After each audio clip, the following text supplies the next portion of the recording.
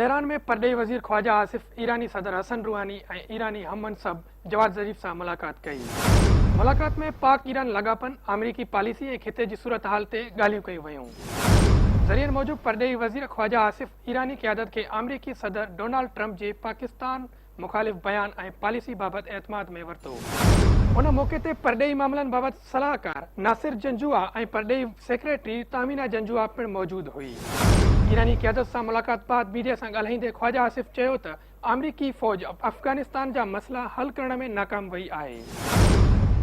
हुन चयो त अफ़गान मसइले जो हल रुॻो सियासी आहे, फ़ौज ज़रिए मसइलो हल नथो थी सघे। परॾेही वज़ीर चयो त हुन चीन जे दौरे में अफ़गानिस्तान जे सियासी हल ते ज़ोर ॾिनो। ख़्वाजा आसिफ चयो त पाकिस्तान हिकु ॾहाके खां अफ़गानिस्तान में अमन लाइ जदोजहद करे रहियो आहे। संदसि चवणो त अफ़गानिस्तान में अमन सां सॼे खिते ते सुठा असर पवंदा, जंहिं लाइ पाड़ेसरी मुल्कनि जी गॾियल राय हुजणु घुरिजे। ख़्वाजा आसिफ चयो त दौरे जो मक़सदु पाड़ेसरी मुल्कनि खे गॾियल राय लाइ तयारु करणु आहे।